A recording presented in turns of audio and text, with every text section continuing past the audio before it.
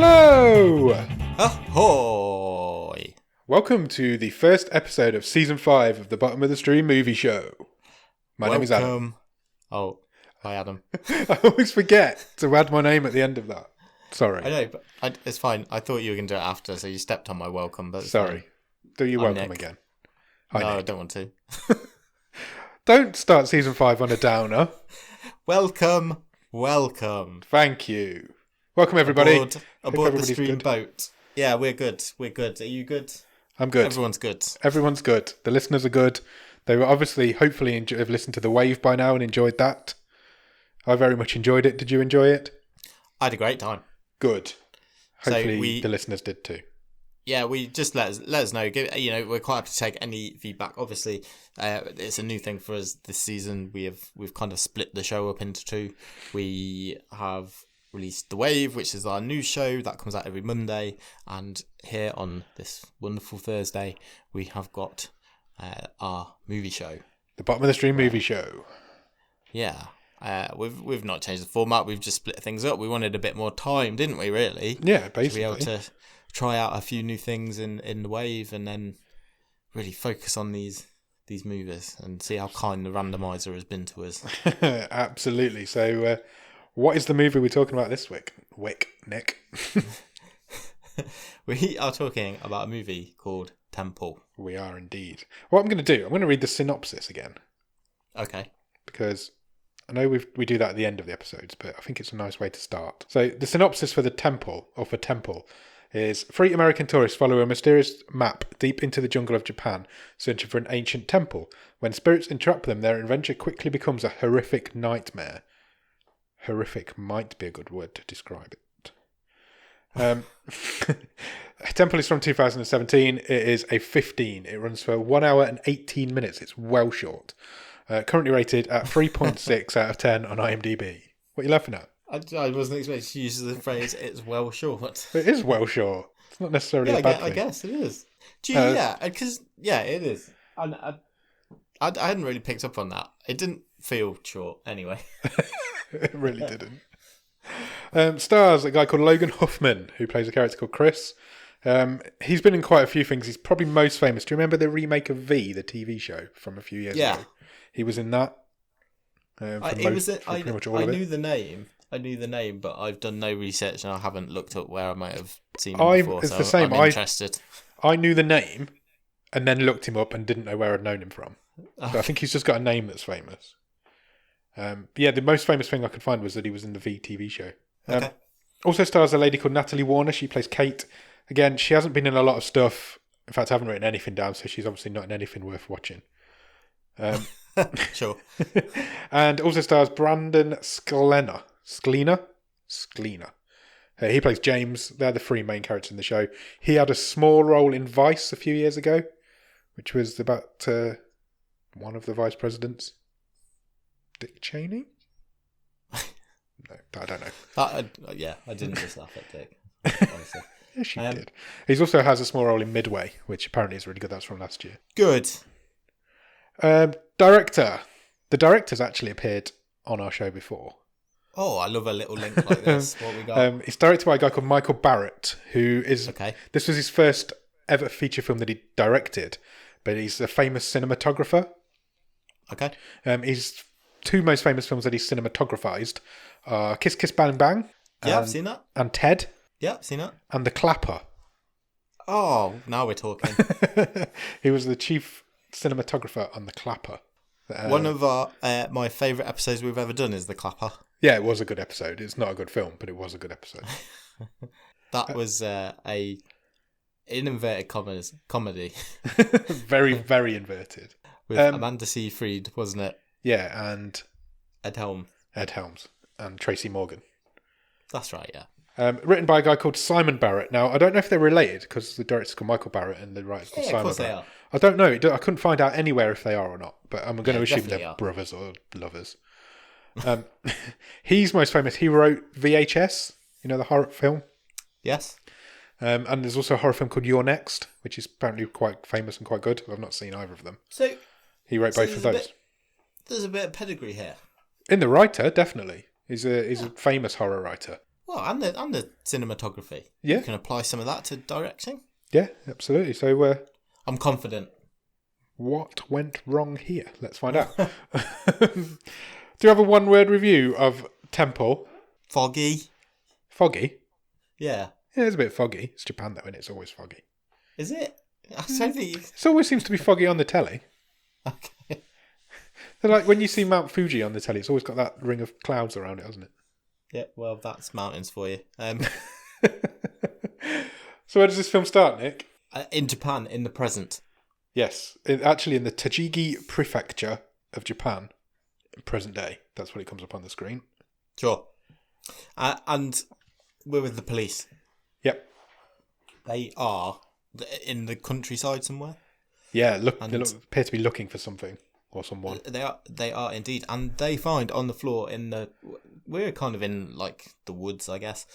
They find a video camera. Remember them? Yes, I do. I've got one. Still got one somewhere. Hello? I'm still here. Oh, you went really quiet. I thought you'd gone. Yes, they find a video camera. Yes. And that's probably not going to be a good thing, is it? Never. Never a good thing. And then a lady cop finds a building. Sure. Which I don't know if they knew was there or not, but she seemed quite surprised to find it. Yeah, it was like, she looked up, the mist cleared. Oh, there's a building. There's a temple there.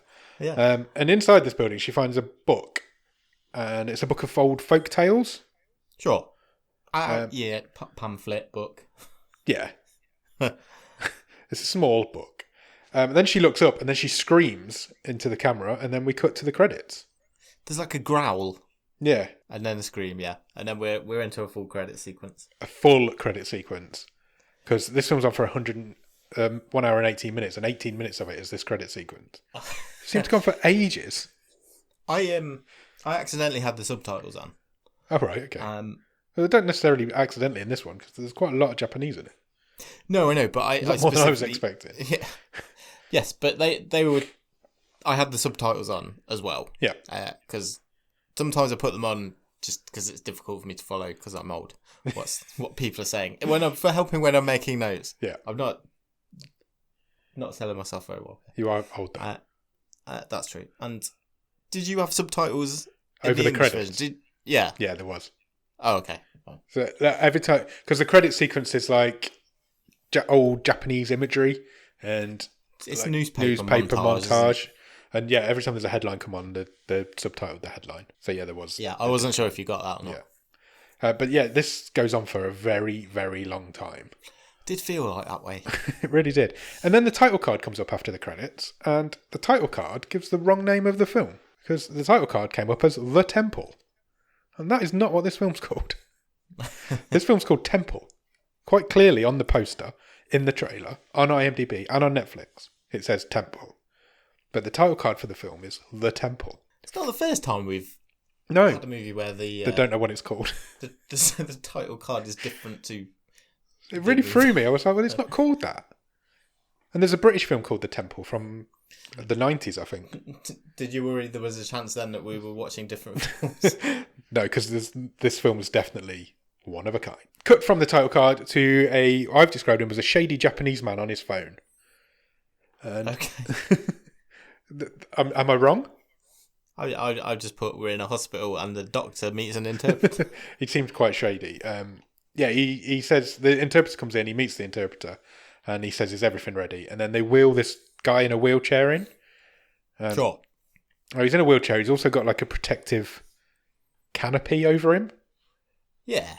He's like in a plastic tomb. It's like a rain cover for a mobility scooter. Yeah, exactly what it's like. And he's all bandaged up, isn't he? All his head's all bandaged up. I think it's supposed to be like a high-tech, hermetically sealed sort of anti-germ thing, but it's clearly just a rain cover. It looked like a rain cover on a buggy. And basically they start questioning him. So this Japanese man's questioning him through an interpreter. And they're trying to find out who he is. Or it appears they're trying to find out who he is. He's got no fucking face. Yeah, his face has been off. His face has gone off. And then they play him a video of a clearly American lady preparing for a trip to Japan. Yes. They also want to know who she is. But she says in this video that she's itching to get to Japan because she wants to photograph Japanese culture. She's into photography and she's into Japanese culture, so she wants to get out there in the wilds and photograph it. She says that she is excited for a trip. She's travelling there with her friend called Chris, and they're going to meet someone else out there. And yeah, as you say, she is a student of temples. Yes, Japanese. Is that a thing? Yeah, Japanese culture, I've written. She introduced herself at the beginning. She calls herself Kate because that's her name. As soon as this video stops playing, the doctor says to the man in the wheelchair, what's her name? And I've written, well, it's Kate. She said that at the beginning. So, and then the man in the wheelchair starts talking, doesn't he? And that cuts us back to a cutscene, I guess, or the start. He says, "Where did you get this?" Yeah. And then we flash back. We flash back to 5 days earlier in Tokyo. And Kate is in a cab. This is the same girl that we've just met in this video. And she's with a dude. And it turns out the dude's called Chris. Sure. They're best friends. They're not in a relationship. They've been friends for a very long time. And they're on their way to meet Kate's boyfriend in the hotel that they're staying in. Because he's had to travel separately for some reason. James has never met... Chris has never met James before. James is the boyfriend. They've never met before, so this is going to be like the first time the best friend meets the boyfriend, I suppose. Which is weird, because she says, I've been friends with this guy for years. Yeah. He's like a brother to me, all that sort of typical stuff. And the first thing that struck me is it's weird that these two have never met. Possibly. It is weird. Maybe they've lived in a pandemic for the last year. Maybe. I don't know. We're giving it a lot of credit. Too much credit. So they meet, they exchange pleasantries. James doesn't seem convinced by this guy. But they hit the town. And there's a hit the town montage. Sure is. Start season 5 with a strong montage. We love a montage on this show. We're a couple of montages in already, and we're 15 minutes into the movie. If that. It goes on for quite a while as well. It's basically them just taking in the sights and sounds of Tokyo. It really made me want to go to Tokyo. It looks like a really cool place. So, if I'm going to give a positive to this movie, it also had that effect on me. It did make Tokyo look really nice, didn't it? Yeah, I thought the first half of this, I was quite intrigued, and I thought the build-up was pretty good. And yeah, I genuinely thought, looks like they're having a great time. Yeah. I really want to go and travel to Tokyo. Just to balance that out, I've got to say, these three leads are far too good looking. Yes, agreed. So, Chris is this like really tropey, awkward, nerdy, always got his face in a camera. Yeah, speaks Japanese. Awkward around everyone. Clearly very intelligent. Yeah. He's so hot. He is really hot. It's like... He's just smoulders, doesn't he? He just smoulders. Both of them do. It's like, there's no way this guy is... He doesn't play this part well. No, he doesn't. Put it that way. James as well. James is a sexy man. And Kate is gorgeous, whoever she is. Yeah, they're three very good-looking people who are just nerds for Japan.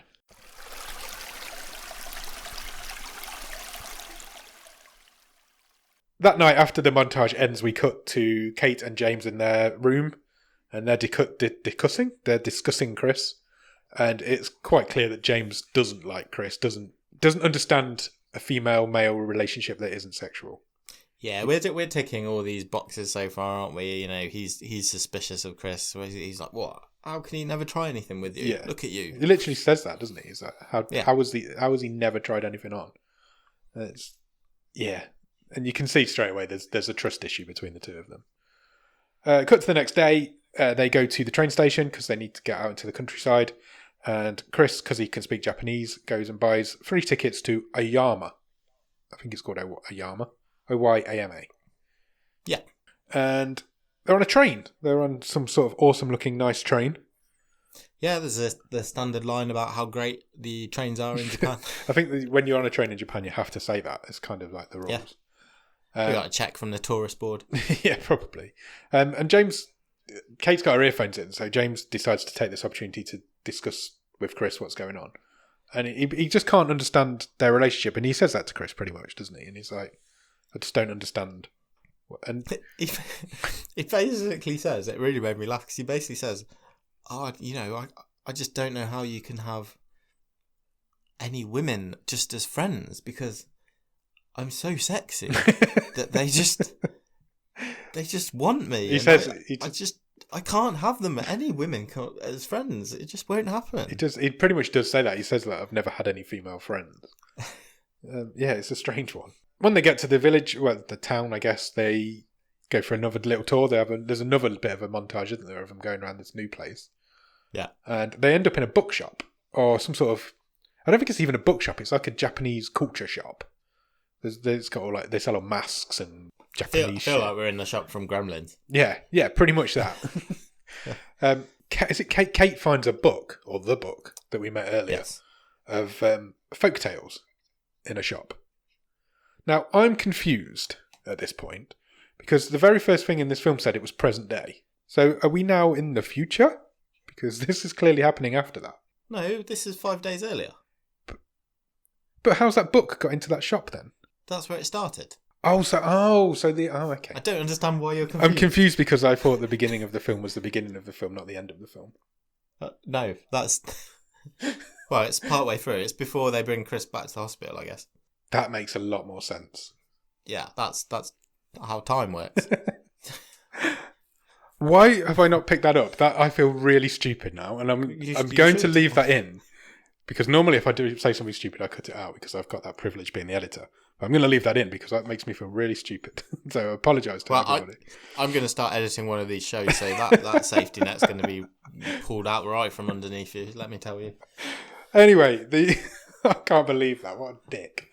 The book of folktales that we met earlier is in this shop. Chris and Kate want to buy it because it's got a map to a temple in it. The lady in the shop, however, does not wish to sell it to them. She's again, you've seen this many, many times in other films. So they take it over to her and the lady's like, yeah, sure. They ask her how much it is and then she opens it up and then she's, this is not a good book. Yeah. Actually, it's not for sale. Oh, and can you get out of my shop, please? Actually, I'm going to close the shop. That's how much I'm scared of this book. She does. She says, I'm not selling it to you. Get out. And then she closes. That's how adamant that she was that they weren't getting this book. So they leave it. They go back to the hotel. The boys decide they're going to go out on a night out. But Kate's got jet lag, so she's going to stay in. And they head to like a club. Yep. Where Chris witnesses James kissing another lady. Because he's right in what he said. You know, he can't be friends with ladies without it's just shagging them. But Chris films it. Yeah, Chris gets it on camera. Is ultimately of absolutely no consequence whatsoever. No. No, it really isn't. There's a real bizarre turn of events in this film at the end, but we'll go there. We'll come back to the doctor quickly. So this film keeps interspersing with scenes with the doctor and the man in the wheelchair. They have that video footage, and they want to know who that woman was. But do we know at this point that the guy in the wheelchair is Chris? I think we figured that out. Yeah, well, I think he was the favourite, but no, that doesn't come till the end. I think we figured that. But he basically says, I don't know who that woman is, because he didn't. Yeah, and I think, again, if I want to be a little bit positive, at this point in the movie, I'm still intrigued and I'm thinking, you know what, actually, I quite like how they're framing this, because I was pretty sure from the pre-credits that we were just getting a found footage movie, and that made my heart sink a little bit. But when it turned out that we weren't getting that, we were just using it as a device to power the plot forward, I was actually okay with that. Yeah. Especially this first half of this movie, I was pleasantly surprised at how good it looked. Yeah, it was. But now you've said the director is a cinematographer. Got obviously great cinematography experience. It is framed really well. Yeah. The city does look great. Yeah, it pops. It doesn't look like this is a cheap movie. No. But I'm presuming it's not a huge budget, but it looks the part so far. Yeah. It's just the content that lets it down. Chris leaves James at this point and somehow ends up back in the shop that they were in earlier. Yeah. I don't know if we presume it was on his way home. It's reopened. Yeah, it seems to have reopened. He goes in, he finds the book again, but there's no one there. The shop's deserted. And the book, which so scared this woman, is exactly where they left it with her on the counter. Yeah, it's almost like she's like ran away. As soon as she's closed the shop, she's like run and legged it. Yeah. But there's a young boy there. Yeah. He's about, I think he says he's 9. And he says he's in charge. He's running the shop while the adults are away. Yeah, he says, yeah, I do it all the time. I'm just watching over the Yeah. place for a little while. So it's Chris, well, in that case, can I buy this book? And he ends up getting the book. Yeah, it's like, yeah, sure. Yeah. And then he heads... If kids probably like, yeah, I'm on commission, or this will help my KPIs. Yeah. As soon as he's got the book, he heads to a local bar where he sits at the bar with a couple of locals and he's looking through this book. This bar looked amazing. Yeah, it did look really cool, didn't it? It was like a cupboard. Yeah, it was a tiny little place, but it was all stuff all over the walls. And then there was the two patrons, and that was it. Yeah, you couldn't get anybody else in there. I'd love to have a drink. It did look really cool. The locals notice, well, the guy who's sitting next to him and the barman notice what he's reading, and they tell him about this temple and how it's an unlucky place, and he should avoid it at all costs, because there's a map to this temple, basically. They focus on the temple. They're not saying this is a bad book. Yeah, it's about a bad place. Yeah, he said that place it's unlucky, and I think he says don't go there because it will make you sick. Yeah, he does. It says it will make you sick. Yeah. Chris is quite drunk by this point, though, so he kind of dismisses that. And then he immediately asks him for directions. Yeah, he does. It's like, this will make you sick. This place will make you sick. Oh, how do I get there? Yeah, pretty much exactly that. And then he walks. He leaves the bar and he starts to walk back to wherever they're staying, and he has a bit of a weird interaction with a homeless lady. Yeah, who appears to have horns or something on her head. Horns that have been chopped off. Yeah. And then I'd totally forgotten about this until I've just read my notes. It was so strange. And then after he leaves, he runs away from this woman, and then he bumps into 4 people who have got baskets on their heads. So I think they're monks. Okay. Not like balancing on their heads though. Over their heads. No. Correct. Yeah, I think they're monks. They got baskets for heads. It was all a bit strange. It was a strange section of the film. He wakes up the next morning, and Kate and James are both there already, and Kate's already got the book. And Chris has got a raging hangover. Yeah. All we saw him have was one drink at the bar because he wasn't there long enough. No, he wasn't. He wasn't drinking in the club, or not that we saw. So he might just be a lightweight. Yeah, probably. Some of us are. There's nothing wrong with that. I'm just saying. So basically, the film didn't really show us why he was in this state. No, he didn't. Kate can't understand how he's got this book, so he kind of explains that I managed to get it. So Kate's like, well, let's go then. Let's go to this temple. So they do. They get in the car, or they get in a taxi or whatever it was, and they head off to this small village. And they basically just get abandoned there, don't they? There's like 4 houses in this village. Sure. And everybody's a bit like dismissive of them.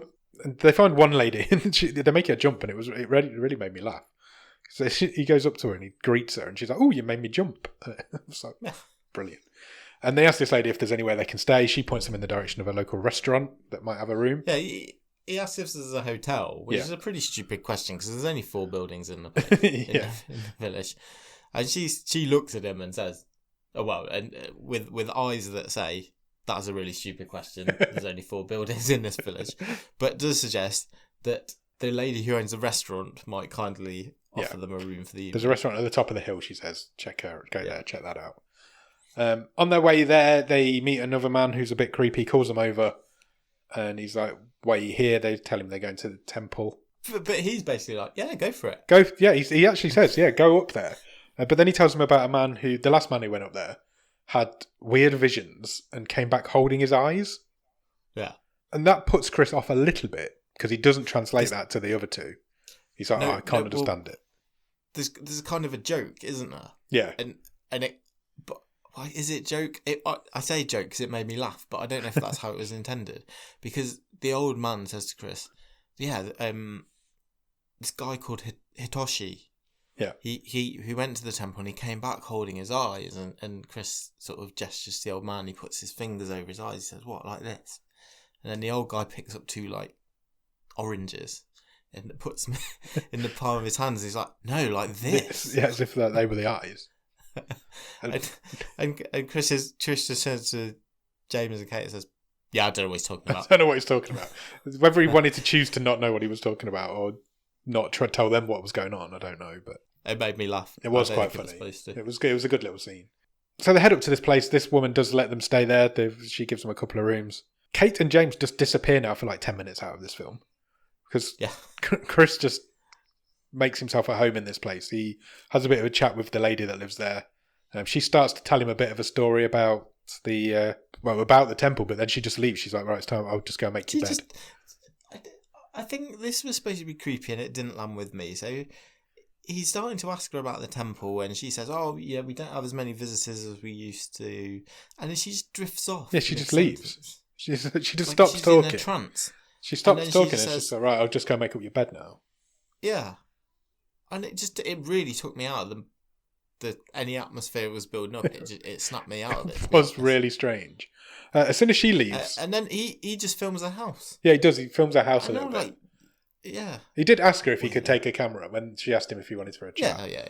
So I think that's fair. As soon as she leaves the room, the kid from the bookshop turns up.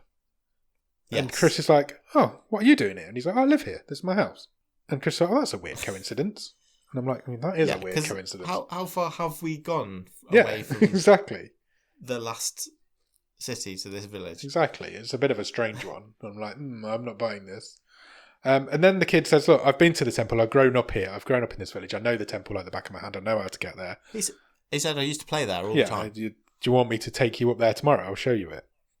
This kid's like 9. And Chris is like, yeah, all right, no problem. Yeah, it'd be great to have a guide. Yeah. He's offering to do it for free as well. Yeah, exactly. Then he's happy because he's got that book sale under his belt. Yeah, exactly. He's got some cash behind him. Cash, money. Then who tells the story about the kids that go missing? The kids that went missing at the temple. I don't know because I'm trying to read ahead in my notes and I'm not sure. I don't know if it is the lady. Yeah, well, somebody tells the story anyway of some kids that have gone missing at the temple, and it's a man. Oh no! It's a man. No. It's the blind man. Yeah, the blind man, the man who's got no eyes. So I think James and Kate conveniently come back from their walk just as Chris is like, "Oh, I'm going for a walk." Yeah, and he happens across this Hitoshi, who is this blind guy. Yeah, and he asks about the temple, and then he tells Chris the story about the missing children, and every year they go there to pray for them and to remember them. Yeah, and he says the children disappeared. They found a man living in the temple who was a monk. Yeah. The police questioned him, but they didn't believe anything he told them. It all ended up in a bit of a firefight. The monk was killed, and the kids have never been found. Yeah, never found the kids again. Chris just goes to bed after that story. He's like, okay, thanks for telling me the story, and then goes to bed. But he sees somebody walking outside his room, because obviously all the walls are made of paper, because it's Japan. Yeah, there's a shadow behind the door. Yeah, there's a shadow behind the door. So he freaks out. He goes out of the room, disturbs... Well, just before that, I mean, he does see the shadow, but what's going on in the same room as he's filming? You know, he's on the other side of the room, is he not? Just filming his two friends going at it. Yeah, pretty much. Is this not our first possible weirdest naughty for next year's awards? Maybe. Because he's full on just recording them. Yeah. And he disturbs them. They figure out what's going on. Because he's spooked by the shadow, isn't he? He's like, oh, sorry. Sorry to disturb you. I'll go back to bed now. It was a really weird scene. From the minute that they got to this place, it was all a bit weird. Yeah, but this particular, this is like taking up, I'm supposed to be a weird, geeky, awkward person into sort of, actually, I might be a bit of a sexual deviant. A creepy pervert. Yeah. It was a bit of a leap too far for me. Yeah, it really was. But next day, they all wake up. They start trekking to the temple. So you've got Chris and the kid and James and Kate. They're heading through the countryside now to try and find this temple. We briefly cut back to the doctor questioning the man in the wheelchair. He says, how did you find the temple? And Chris says, it was the boy. The boy showed us. Yeah, he says the boy helped us find it, and then he says, I've written this line down because, again, I thought it stuck out like a sore thumb. He says, we could feel it. We should have gone back. Yeah. And then we immediately cut to about 20 minutes when we're walking up this mountain where everyone is really happy-go-lucky and there appears to be absolutely no qualms about everybody really wants anything. To get to the point where they're at the temple. Everybody really wants to get to the temple. It's really weird. I was not seeing what I was being told by this movie. Very much not. And it was wrong. It was sloppy. Yeah. It really was. By the way, it's foggy all the way through this journey. I'm just going to... Yeah, you're right. It's early morning mist, isn't it? Chris gives Kate his coat. Kate says she's really cold, so Chris gives her his coat. James clocks that and he makes some sort of quip about it. Because he still doesn't really like Chris, I guess. Sure. And then James is like, I need a wee. So he's like, I'm just going to break off from you guys and go and take a leak. And he stumbles across an old mine. Because of course he does. Go on. It's like they stop at a shrine, don't they? He says, I'm going to take a piss. And he goes, he walks 3 steps away and there's a huge cavern, which is, as you say, an old mine. Which the kid obviously didn't know was there either. It was really weird. Yeah. They wonder whether they should go in rather than... James really wants to go in. Take a detour. But they eventually decide, no, we've come up for a reason. We're not going in. So they don't go in. We're going to onwards and upwards to the temple. And then they come across a statue. Now, this statue we've seen drawn in this book. So they know they're on the right path. It's a statue of a shapeshifter. It's half lady, half fox, apparently. And she protects the temple. This statue protects the temple. And they know they're on the right path. And they know they're heading to the temple because the pictures in the book all start to match up. I feel like it's taken ages to get to this temple. 100%. It really has. And then they find the temple. They get there. James and Kate head towards the door. The kid finds a bell on the floor. Chris finds the bell. Oh, Chris finds it. I thought the kid gave Chris the bell. Or did he just... No, I'm pretty sure Chris found it. So somebody finds a bell. And then the kid says, right, I've done my job. I'm going to go now. I don't want to... Yeah, it's starting to get dark. My mum's going to want me for my dinner. Yeah. I'll see you later. And Chris is like, are you okay to get back on your own? And he's like, yeah, I'll be fine. I've done it before. But he says to Chris, make sure you leave before dark. Don't be stuck up here in the dark. Yeah. Oh, and then Chris finds a bell. That's the next line in my notes. So you were correct. I apologise. A little bit later on, James goes to Kate and says, look, we should probably go. It's getting dark. I don't know how long it took to get there because it was early morning when they left. They've done a proper day's trek. Yeah. And he's like, at this point, we've not been inside. No. And James goes up to Kate, who's looking at some piles of rocks. And she's like, right, shall we go? And I'm like, if they leave now, I'm going to be really pissed off. Because we've not even been in yet. James wanders off from Kate, leaves Kate alone. And Kate sees something in the distance, something shadowy figure passes her vision. Yeah. And then now she wants to go. She wants to go. Chris, though, is inside. Chris is in the temple, and we finally get inside at this point. And it's just an abandoned old temple. There's nothing special about it. It's not even that big. No, it's just like a wooden shack. So Chris and James and Kate shout to Chris, come on, we're going, we need to leave. She's done absolutely no studying. No, not at all. She's not even got a camera. I don't know what she's taking pictures of. Just as they meet up with Chris, a hand comes up through the floor of the temple and pulls Chris through the floor. Through the wooden floor of the temple.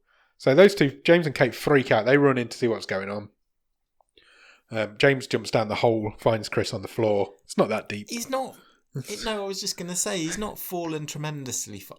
About a metre, if that. And I've even put, is he fine? I'm really unclear what level of threat we're at. He was knocked out. He was definitely unconscious because Kate says, is he dead? Because he's fallen a metre. And James is like, no, he's all right. And then he wakes up. So he is all right. Cut to later on. James immediately says, right, well, we need to stay here the night now. Yeah, we're going to stay the night. So it's dark now. They've lit a campfire and they're outside. Chris's leg's all fucked up. Oh, is it? I totally missed that. Yeah, he's got a splint around it. They've put a splint around his leg. So whether he's broke his leg or something, I don't know. And then James, they're all sitting around this campfire. And James says to Kate, I think we should go for a walk. In the middle of the night. He just says, I'm just going to go for a walk. I've just put a lot of exclamation marks. I've written, why not? Creepy temple at night, why would you not? So badly written at this point. But the wheels are well and truly coming they're falling off. Big start. He does go. He goes on his own. He goes off for a walk because they needed to get him out of the way because we needed a reveal. And Kate says to Chris... Where has this come from? Fuck knows. Kate says to Chris, I've never told James about his baby. You're the only person that knows. I don't know what that means. What? Yeah, Chris is like, oh, right, okay. Fine. What do you want me to do with this? Yeah, that's new information, but fine. James comes back at this point, overhears them talking, and thinks they're having... So he turns up just as Kate says, "Oh, I'll tell him when we get back." Yeah, which makes him think they're having some sort of shady affair. It's very contrived. This is an awful bit of this film. Yeah, this whole bit around the campfire is so clunky and it's really bad. So James storms off into the temple. He goes inside. Kate follows him. You can see them having an argument from Chris's perspective, who's just sitting there bemused, like he doesn't know what the hell's going on. Yeah, you just see their shadows through the wall. Yeah. Then Kate comes back and says, "I've told him. We don't know what. We don't know what he's been told. Something about a baby." And then James is like, "Right, I'm going. I'm just going to walk back. Yeah. I'm going to leave." He's like, "You've got enough food. I'm going back down the mountain. I'll go for help now." And then he does. He just leaves and they just let him go. Kate's like, "Oh, I think we need more firewood." So she goes off and gets more firewood. And it's like, what the fuck is going on? It's so clunky. As she's looking for firewood, her flashlight dies. She cries out. Suddenly there's loads of people just standing around. Yeah, it's the kids. Yeah, the kids are all just standing around her. Missing kids have like encircled her. Yeah. But then the next thing we see is her running back to Chris. And she's like... She's just escaped them. Yeah. I don't even know if she even noticed them. It was bizarre. Well, I don't know. She says to Chris, "Look, this place isn't right. It's weird. Let's go inside. Let's go inside this creepy temple where you've just been pulled through the floor by a mysterious hand." Let's go and sleep in there. So so they do. They go inside. They go to sleep. Something's outside. We see some sort of weird creature outside. We don't know what it is at this point. We cut to James. We realise James is walking around in circles because he keeps walking past that statue. So he doesn't know what the hell's going on. At this point, I'm like, this is going to start soon. Yeah. It's going to kick off soon. Yeah. It's going to kick off soon. And it just didn't. It just doesn't. It's so fucking... I thought that as soon as as Chris fell through the floor, I was like, "Oh, right, we're going. Here we go. This is it." Yeah. And it just kept not happening.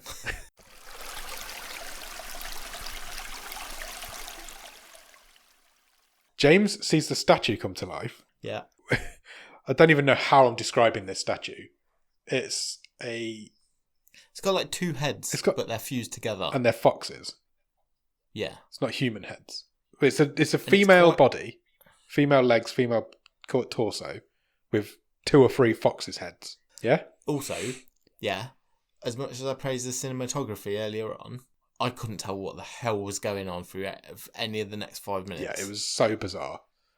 It was so dark. It really was. And all this sort of James being demonised, I guess, through the woods. I couldn't see what was happening. No. I don't know if it was the same for you. You've got a bigger TV than me. Well, I thought it was really. It did go really dark. You're right. So this statue starts chasing James. Yeah. Quite a slow pace because it's a statue made of stone. He screams. Kate hears him from the temple, even though he left half an hour ago, maybe. In their time, because she'd been and got firewood, she'd been creeped out, she'd gone back, she'd gone to sleep, gone to bed, gone to sleep. She hears him scream and literally bolts out of bed and just legs it.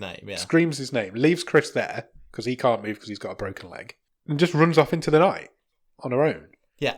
Chris can't follow her. Chris tries to follow her, falls down the stairs of the temple. Sure. And then the monk demon appears with Chris. Yeah. Who is basically the demon with a basket on his head. Yes. Fuck knows what's going on. James is being chased through the jungle. James takes a fall. He falls over.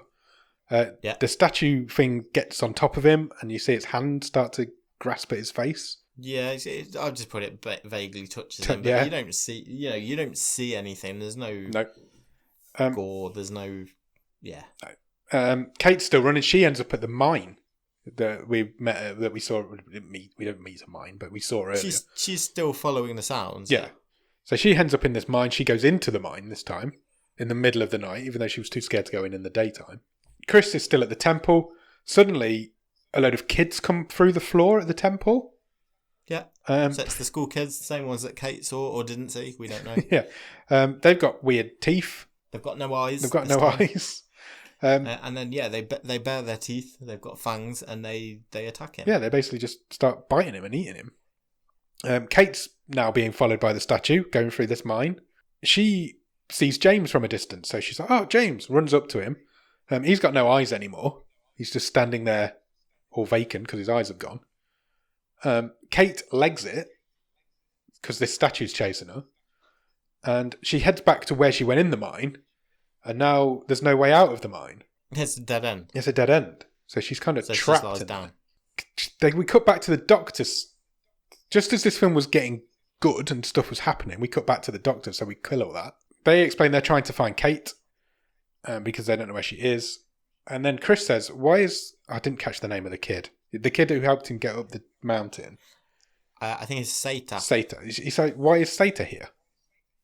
And the doctor's like, I don't know what you're talking about. And he's like, he's in the hallway. They tell him that the boy doesn't exist. There is no boy. And what I've written is the most obvious twist reveal of all time. Oh, it's so pointless. It was obvious from the very beginning that kid wasn't there. Because, I mean, even if I was kind of willing to give it a pass in the bookshop, but even in the bookshop, I was like, this is clearly a creepy demon kid. Yeah, 100%. But the fact that he then turned up in the village, yeah, however many millions of miles, and then offered to take them up to the temple, even though everybody else has told them to avoid the temple by all costs. Yeah, there was no drama to it this did not whatsoever. Earn that twist there was at all. no suspense whatsoever. No. And then we even get a flashback just to make you, in case you are completely stupid, you get a flashback to all the scenes where Chris has seen the boy, and you just see Chris and no boy. Yeah, I was like, no fucking shit. What got me was, right, that the boy was leading Chris and the other two up the mountain. So the boy was with Chris in front and James and Kate were behind. So at some point, James is going to have spoken to that kid. And them two are not going to go, why the fuck is he talking to himself? It's a bit weird. Yeah. It just didn't work. It doesn't work as a twist, and it's such an unnecessary twist. It didn't need to be that at all. The doctor in the hospital says, well, Chris, you killed James. Yeah, he's like, you bashed his head in. Yeah, we think you killed James. And then we get a flashback to Chris killing James. But he had a broken leg. Yeah, he did. But so where the statue hand was rubbing James's face earlier, this is now Chris's hand with a rock in it. Yeah. Is the whole film in Chris's head? Well, yeah. So did any of it actually happen? He had his face ripped off by kids. It or did. Did he not? Did he do it to himself? I don't know. Or care, really. Garbage. They cut back to them again. They ask him if Kate's still alive. Chris grabs a pen off the guy's... Because he breaks out of this hermetically sealed thing that he's in. Kills the interpreter with a pen. And everybody freaks out and panics. And then he runs. Which implies... The kid is sitting in the hallway. Because the kid's eyes disappear. Just before Chris does that. So you'd think that the kid's controlling Chris at this point. Then we cut to the lady from the restaurant. She lights a candle in front of a picture of a load of missing kids, and Saito is one of the kids in the picture. Yeah. We then get a long shot on the temple. We just see the temple for a good few minutes. Nothing's happening there anymore. Then we cut to Kate. She's still in the mine. She's just on the floor crying, and something breathes on her. Yeah. And then the film ends. Nick, what did you think of Temple? I'll try and be positive. Why? I really wanted to give this a chance, and I was quite intrigued for the first half an hour. As soon as they arrived at that village, it shit the bed. It completely shit the bed. It's awful. It's really bad, and it takes forever to get there, and then nothing happens. And if you're going to make me watch these rubbish horror films, can I at least see like a bit of gore or some inventive deaths or a bit of give me a jump scare or anything worthwhile? And nothing. I don't know what happened, and it wasn't interesting, and I didn't care about any of them. Do you feel like you understood it? I thought, right, I tell you this. I'm kind of trying to work this out now because I thought I understood it, and then just talking to you about it now, I don't think I did get it. I don't think I did either. But I don't know if it's anything there to get. No, I don't think it's that. I don't know if it's that clever. That I'm trying to think. Well, maybe there was more to Chris being like possessed by this kid, or is the whole thing in Chris's head? Did any of it even happen? But then Kate's still in the mine, and James is dead. But I don't care. I don't know. I couldn't give a shit.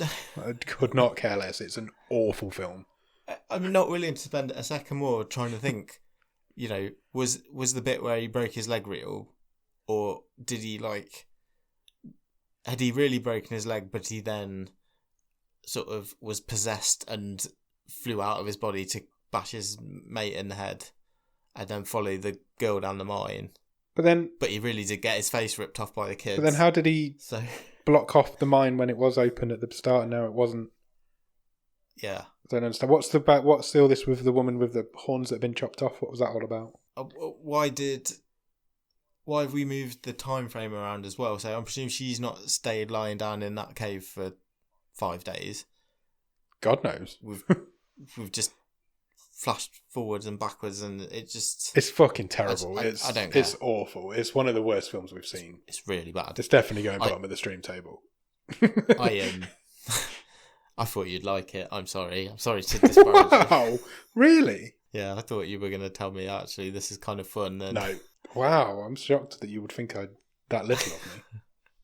No, I didn't enjoy a minute of it. Like you said, the scenes in the first half an hour are all right. The cinematography is quite good in Tokyo and stuff. But it's like there's no good acting. There's really not. And as soon as they get to that village, it's over. It completely. When it cuts to the chase, this like I said, we praise the cinematography at the start, but there's whether it's budget concerns or whatever, you can't tell what's going on. No, it's fucking. It's a stinker. If it would not surprise me, I'm going to put this out there now. If this isn't the bottom of the stream table at the end of this season, it's going to take a. I mean, I'm not.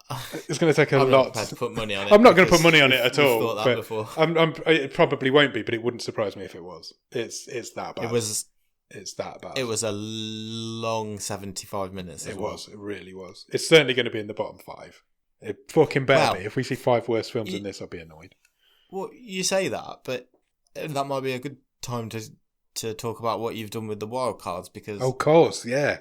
We haven't mentioned that on the show, have we? Might not be anywhere near the bottom. We haven't mentioned that on the show. So, as you may or may not know, our Patreons and me and Nick ourselves get a wild card each season. So, if you come in at the top level of our Patreon, which I think is £8 a month, something like that, we give you a wild card. So, basically, you can subvert the randomizer and pick a film for a week. So, and we give a prize in the last few seasons. Well, we don't actually give a prize, although we probably should. But of who can get the highest. You're giving a prize. You're giving a prize for last year's because you've. I am going to send Sam something. I just don't know what it is yet. And obviously, the film that gets the highest in the stream table is the best wildcard wins the prize. This season, we're changing it up. We're doing a race to the bottom. So we have informed our patrons that we would like them to try and pick the worst film off of. I don't know if I can do it. Off our long list. So, and whoever gets the lowest rated film on the stream table will win a prize. I may regret this decision. I just think it's quite a fun thing to do. 3 of the 5 wildcards last season finished in the top 5, and it annoyed me a little bit. I'm not going to lie. So we're going to try and catch some duds this season. I think Ross has said he's already picked. We don't usually need help to do that. We don't, as proven by this film, because this film is awful, and this is the bar. You've got to try and get lower than this. It's terrible. It's terrible. Do you want to try and turn the tide on it? I don't. You don't? I don't care. No, I just don't care. No, I know you don't like found footage films. I don't like found footage films. I think this film might be slightly better if it's a found footage film. I think with hindsight, yes. If we haven't got the budget here to do anything monster wise or thrill wise, then fuck it, do it found footage. Yeah, I think it would make it slightly better. Let's have stuff happen off screen, but still give us. I want some threat and some drama. Yeah, and there was nothing in this. No, I agree. You don't have to. We don't. Although I said I would have quite liked to see some grisly deaths, anything to spice this up. That's not a requirement. If you can give me some tension. Yeah, some lore. Just tell us a story. There's no story here. It's just a creepy temple. We've not told why or anything. Give us some lore to it. Oh, just some dead kids. Yeah, anything. Yeah, okay. Make it fan footage. That's how we turn the tide on it. Which is crazy to say. A badass demon monk hunting these guys would fine. Yeah, Let's I'm up go for that. With a sidekick who's a creepy statue with a fox's head. Yeah. Fuck it. Right, let's move on. Let's forget we've ever watched it. It's going top and bottom of the stream table because it's the first one there. I don't need to worry about that. Do you want to try and beat it next week? Yes, please. I'm going to press the randomizer. What do you want out of it? What do you think we should? What would you like to see? Let's have a let's cleanse our palates with a light-hearted comedy or something like that. Okay, let's do it. I'm going to press the button. Are you ready? Yes. It has picked a film called Happy Anniversary. Okay. Any ideas? No, but I mean, I'm quite confident it might be a comedy. You are correct to be confident. It is a rom-com. This never happens. No, it doesn't. You don't get things right very often. I never predict the randomizer correctly. Rom-com. It's a Netflix original from 2018. The synopsis says, a couple on their 3-year anniversary need to decide whether to stay together or call it quits. Okay. It's got Ben Schwartz in it. Oh. We like Ben Schwartz. We do, He was the guy who He's the voiced Sonic the Hedgehog, wasn't he? That's correct, yeah. Awesome. Yeah, it's a Netflix original from 2018. The tagline is, falling in love is easy, landing is hard. Yeah, fine. I'm in. Sounds cheesy. Sounds very cheesy. So yeah, go and check out Happy Anniversary. In the meantime, check us out on Instagram, Twitter and Letterboxd, all at BOTS_podcast. Facebook.com/bottom of the stream. The email address is bottomofthestream@gmail.com and the website is bottomofthestream.com. On the website you'll find every episode we've ever recorded. You will find all 4 season stream tables. I haven't put the Botscas up there yet, but I will do that as soon as I can. And you can also buy merch. There's a merch page up on the website. So if you want to get yourself some bottom of the stream goodies, check that out. Also check us out on Patreon. As we were just talking about the wildcards, that's one of the benefits, but there's loads of other cool stuff on there as well. That's patreon.com/bottom of the stream. And you can also join us in the Discord. The Discord link will be at the bottom of the show notes. Yeah, come and have a chat to us in there. It is always a good time. The other thing you can do, if you can spare a few minutes, is to leave us a review anywhere that you can review podcasts. That could be Podchaser, Podbean, Spotify, Apple Podcasts, or write it in Japanese in a creepy pamphlet for someone to find. Please do. That would be great. Do that. Do all of that. And we'll be back on Monday with The Wave. And we'll be back next Thursday to talk about Happy Anniversary. Cheers. Bye.